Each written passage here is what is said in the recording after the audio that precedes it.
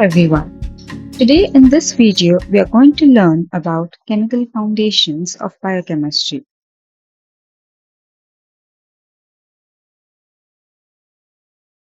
By the late 18th century, chemists had concluded that the living matter is composed of compounds rich in elements like carbon, oxygen, nitrogen, and hydrogen. During the first half of the 20th century, parallel biochemical investigations of glucose breakdown in yeast and in animal muscle cells revealed remarkable chemical similarities between these two very different cell types, and it involved the same 10 chemical intermediates and the same 10 enzymes. The trace elements represent a minute fraction of the weight of the human body, but are very essential to life as they catalyze the function of specific proteins like enzymes. Oxygen transporting capacity of hemoglobin molecule, for example, is absolutely dependent on four iron ions that make up only 0.3% of its mass. Let's look into the chemical foundations furthermore. So biomolecules are compounds of carbons with variety of functional groups. Now, the greatest significance of carbon is that it can form very stable single bonds with up to four other carbon atoms. Four single bonds have an angle of about 109.5 degrees between any two bonds and an average bond length of about 0.154 nanometer.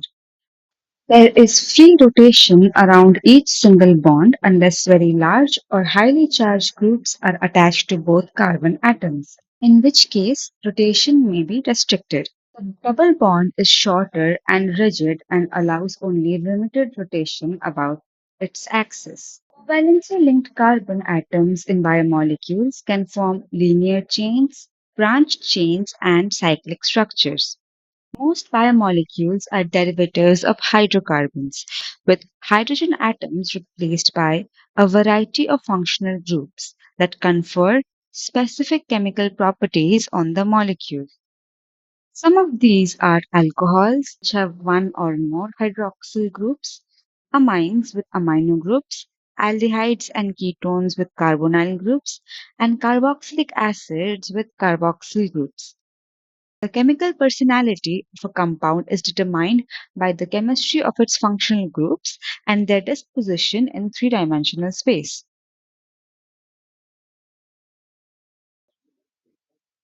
So we have come to understand that cells contain a universal set of small molecules.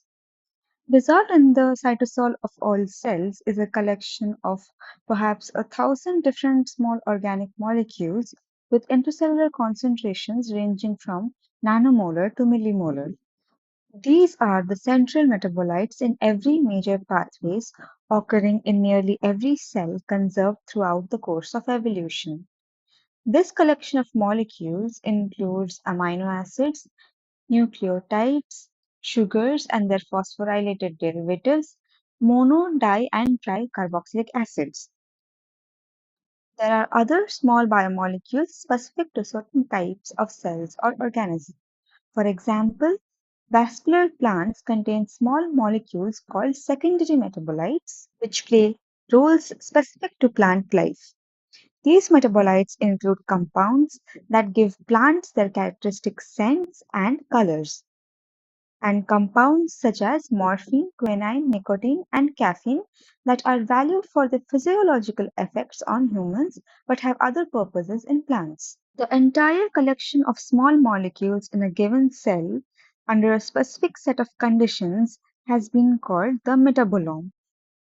Metabolomics is the systematic characterization of the metabolome under very specific conditions, such as following administration of a drug or a biological signal, such as insulin. So, macromolecules are the major constituents of cells. For example, proteins, nucleic acids, and polysaccharides, which are composed of monomers with molecular weights of 500 or less. Macromolecules themselves may be further assembled into supramolecular complexes, forming functional units such as ribosome. Proteins, long polymer of amino acids, constitute the largest fraction of a cell besides water. They have catalytic activity and function as enzymes, while others serve as structural elements, signal receptors, or transporters that carry specific substances in or out of the cell. The sum of all the proteins functioning in a given cell is the cell's proteome, and proteomics is the systematic characterization of this protein complement under a specific set of conditions. The nucleic acids, DNA and RNA, are polymers of nucleotides. They store and transmit genetic information, and some RNA molecules have structural and catalytic roles in supramolecular complexes. The genome is the entire sequence of a cell's DNA, or in the case of RNA viruses, it's RNA. And genomics is the characterization of the structure, function, evolution, and mapping of genomes. Polysaccharides are polymers of simple sugar, such as glucose, and have three major functions as energy rich fuel stores, rigid structural components of cell wall, and extracellular recognition elements that binds the protein on the other cells. Short polymers of sugar oligosaccharides attached to protein or lipids at the cell surface serve as specific cellular signals.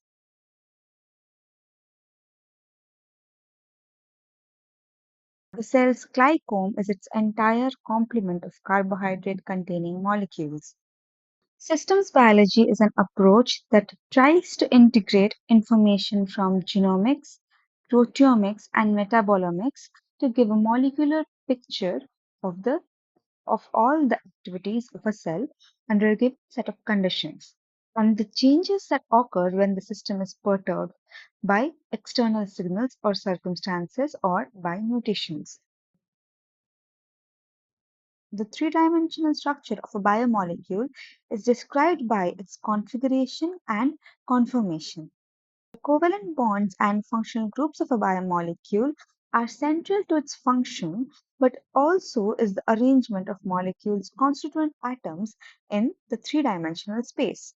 Carbon-containing compounds commonly exist as stereoisomers, which is molecules with same chemical bonds and same chemical formula but different configuration. Configuration is conferred by the presence of either double bonds around which there is little or no freedom of rotation or chiral centers around which substituent groups are arranged in specific orientation. Identifying characteristic of a stereoisomer is that they cannot be interconverted without temporarily breaking one or more covalent bonds. Let's look at the structure of malic acid and its isomer fumaric acid. These compounds are geometric isomers or cis-trans isomers. Each is a well-defined compound that can be separated from the other, and each has its own unique chemical properties. The binding site on an enzyme, for example, that is complementary to one of these molecules would not become complementary to the other, which explains why the two compounds have distinct biological roles despite their similar chemical makeup. In the second type of isomer, four different substituents bonded to a tetrahedral carbon atom may be arranged in two different ways in space. That is, they have two configurations yielding two stereoisomers that have similar or identical chemical properties but differ in certain physical and biological properties. Carbon atom with four different substituents is said to be asymmetric and asymmetric carbons are called chiral centers. Stereoisomers that are mirror images of each other are called enantiomers. Pairs of stereoisomers that are not mirror images of each other are called diastereomers. A spatial arrangement of substituent groups that without breaking any bonds are free to assume different positions in space because of freedom of rotation about single bonds. In the simple hydrocarbon ethane, for example, there is nearly complete freedom of rotation around the C3 bond. Many different interconvertible conformations of ethane are possible depending on the degree of rotation. Two conformations are of special interest. The staggered, which is more stable than all others, thus predominates, and the eclipsed, which is the least stable. We cannot isolate either of these conformational forms because they are freely interconvertible. However, when one or more of the hydrogen atoms on each carbon is replaced by a functional group that is either very large or electrically charged, the freedom of rotation around the carbon carbon bond is hindered. This limits the number of stable conformations of the ethane derivative. Interactions between biomolecules are stereospecific. When biomolecules interact, the fit between them must be stereochemically correct. The three-dimensional structure of biomolecules, large and small, the combination of configuration and conformation is of the utmost importance in biological reactions. Reactant with its enzyme, hormone with its receptor on a cell surface, antigen with its specific antibody, for example. In living organisms, chiral molecules are usually present in only one of their chiral forms. For example, the amino acid in proteins occur only as L isomers and glucose occurs only as its D isomer. Living cells produce only one chiral form of biomolecule because the enzymes that synthesize that molecule are also chiral. If the binding site on a protein is complementary to one isomer of a chiral compound, it will not be complementary to the other isomer for the same reason that a left glove does not fit a right hand. Some striking examples of the ability of biological systems to distinguish stereoisomers are shown in this image. While L-aspartyl L-phenyl alanine methyl ester, known as aspartame, is sweet, L-aspartyl D-phenyl alanine methyl ester is bitter. Similarly, as S-citalopram is therapeutically active, R-citalopram is therapeutically inactive. That is all for today. In the next video, we'll be learning about the physical foundations of biochemistry and understand the means by which energy is extracted, stored, and channeled into useful work by the living organisms. Thank you. If you like my content, please subscribe to this channel and get notified of the new videos.